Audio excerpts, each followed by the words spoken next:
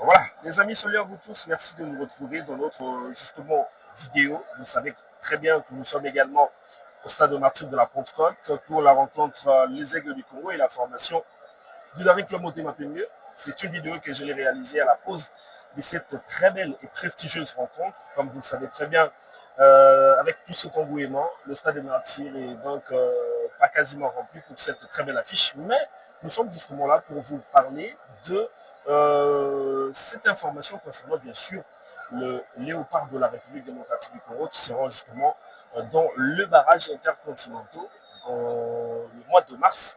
Et puis vous allez comprendre que les léopards de la RDC ont donc intérêt à faire du bon résultat pour ces 2 derniers sparring qui restent beaucoup plus alléchantes pour la République démocratique du Congo. J'aimerais justement vous décortiquer ensemble cette très belle affiche après que les choses puissent se passer comme prévu, parce que tout le Congolais s'attendait voir la RDC à faire un très bon résultat dans cette campagne qui était justement liée à un objectif clair, c'est-à-dire de gagner les 2 rencontres pour espérer le barrage intercontinental et rencontrer justement une des nations qui pourront justement je dirais pas faciliter, mais donner quand même de l'envie à cette équipe congolaise de bien vouloir arriver encore 52 ans après une qualification à la Coupe du Monde 2026. Et ce qui était justement rendu possible après les 2 victoires de la RDC, comme je l'ai dit justement au départ, de 1-0 contre l'équipe du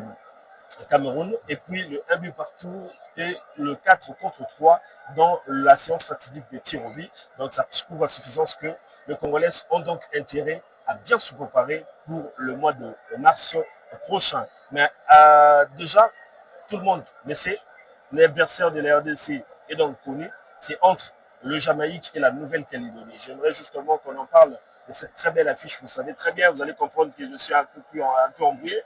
Il y en a pas mal de gens ici, mais je ne pouvais pas quand même laisser vous laisser comme ça sans pour autant faire des analyses sur nos prochains adversaires. Vous le savez très bien, la Nouvelle-Calédonie, c'est l'une des nations qui va donc découvrir la Coupe du Monde.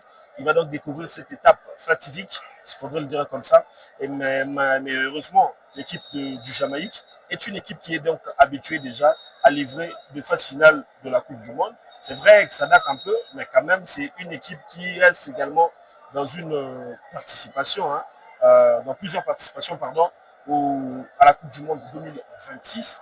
Et entre autres, la RDC qui a juste participé en 1974. Et ça prouve à suffisance qu'il faudrait justement prendre cette rencontre avec beaucoup d'énergie, prendre ce match avec beaucoup de sérieux possible. Pourquoi avec beaucoup de sérieux? Parce que nous avons tendance, après les 2 rencontres jouées, et surtout le classement FIFA, qui a souri également en notre faveur, même le côté africain. J'aimerais justement vous rappeler que la RDC a donc gravi a pris également, je dirais, de l'ascenseur au lieu de l'escalier dans ce classement FIFA après ces 2 victoires. Vous savez très bien, ils sont actuellement 7e sur le continent, et pardon, ouais, sur le continent, en Afrique bien sûr, et puis 50, 57e ou 58e, comme ça. Il a gagné encore quelques places, donc ça prouve à suffisance qu'il y a un travail de fond et il y a un grand travail qui a été donc effectué pour les hommes de Sébastien Desabre. Que faut-il justement faire pour se maintenir dans les classements FIFA et puis espérer justement bien faire les choses lors de la prochaine lors du prochain barrage qui est donc justement prévu au mois de mars prochain. Il faudrait commencer par bien négocier les rencontres que nous allons devoir déjà jouer en amical, c'est-à-dire pour rester dans un très bon classement FIFA, c'est déjà un. Et puis deuxièmement, il faudrait justement faire des très bons résultats lors de la prochaine Coupe d'Afrique des Nations qui va donc se dérouler du côté bien sûr du Maroc. Il faudrait justement faire de belles prestations dans les matchs amicaux avant la participation et puis justement bien faire les choses concernant bien sûr cette Coupe d'Afrique des Nations. Vous le savez très bien, nous sommes dans un groupe un peu plus serré avec le Botswana, le Bénin et le Sénégal. Le Sénégal, vous le savez très bien, c'est la bête noire de la République démocratique du Congo lors des lors des précédents phases finales, éliminatoires qualificatifs à la Coupe du Monde dans les phases de groupe. Il a su également s'imposer contre les RDC au stade de Martyr de la Pentecôte, c'est mythique stade congolaise et vous allez comprendre qu'il y a même 2 joueurs sénégalais qui se sont justement rappelés. Je parle de Pape Gueye qui s'est justement pas étonné de ce public congolais, le magnifique public qui ont donc ébloui les stades de Martyrs de la Pentecôte de la présence du Sénégal. Il fallait justement faire le mieux possible, mais malheureusement, la RDC n'a pas su également faire la différence. Donc, nous avons 2 matchs à bien négocier dans cette phase, dans cette Coupe d'Afrique des Nations. Et ça reste important pour tous les Congolais de bien vouloir soutenir les RDC, surtout le gouvernement, de mettre encore de moyens pour la bonne préparation, jouer des belles matchs amicaux et puis préparer également notre prochain match que nous allons justement livrer contre la formation, bien sûr, du Sénégal. Alors, que va-t-il faire Sébastien Desabre? Est-ce qu'il faudrait justement continuer toujours avec les binationaux ou appeler les binationaux ou former un noyau qui sera justement prêt pour ce match de la Coupe d'Afrique et puis pour justement le mois de mars prochain? Oui, moi j'ai dit qu'il faudrait commencer par bien préparer la Coupe d'Afrique des Nations, c'est-à-dire faire appel à des joueurs qui veulent à tout prix jouer pour l'équipe nationale congolaise. Je donne justement un exemple de Stéphie Mavididi qui a démenti l'information. Lui, il pourrait aussi être nécessaire pour la sélection parce qu'on a besoin d'étoffer l'effectif, on a besoin de joueurs qui peuvent à tout prix donner du fil à retordre dans les différentes nations dans les différentes nations que nous allons affronter lors de la Coupe d'Afrique des Nations. Et c'est vrai, il ne faudrait pas prendre tout le monde pour éviter également les pires sur notre participation. Vous savez très bien, à cette compétition, au cas où les RDC faisait une piètre participation, on risque d'avoir un mental un peu réduit pour la prochaine trêve internationale. Donc, Stéphie Mavididi est urgemment appelé dans la sélection nationale congolaise, puisque vous savez très bien, le côté offensif n'arrive surtout pas. C'est plus le défenseur ou bien le milieu du terrain qui arrive à décrocher.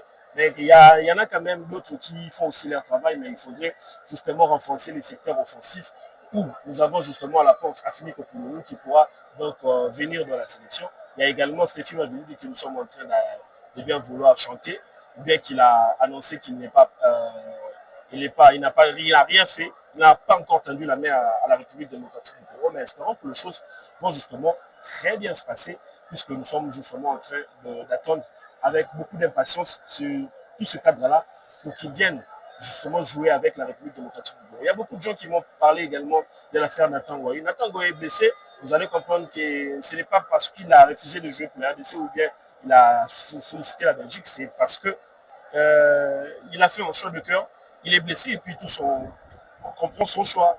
Il faut justement comprendre le choix de chacun d'entre nous et puis après, il faudrait justement bien faire les choses. Sinon, je vous invite également à bien vouloir vous abonner dans notre page Facebook, le Grand Sportif, bien évidemment Instagram, toujours le Grand Sportif et puis TikTok, toujours pareil. Et surtout, n'oubliez pas de bien vouloir vous abonner sur notre compte YouTube pour que nous vous donnons également l'occasion de bien vouloir suivre plusieurs vidéos concernant les analyses du championnat national de la division 1 qui va revenir justement pour bientôt. Et puis pourquoi pas également parler de ce qui est aussi important en ce qui concerne bien sûr les léopards de la République démocratique du Congo pour leur participation. Là, nous sommes en train de vous montrer comment l'équipe du Daring Club Mapembe est en train justement d'entrer au stade de Martin de la Contrainte pour cette prestigieuse rencontre. D'ici là, portez-vous bien, sinon, n'oubliez surtout pas, comme je l'ai dit tantôt, de bien vouloir vous abonner et de rester nous fidèles, de toujours partager nos différentes vidéos pour donner accès à tout le monde de bien vouloir nous suivre à chaque fois que nous avons l'occasion justement de vous éblouir de notre talent et de toutes les informations que nous détenons concernant justement nos léopards de la RDC. D'ici là, portez-vous bien, à très bientôt.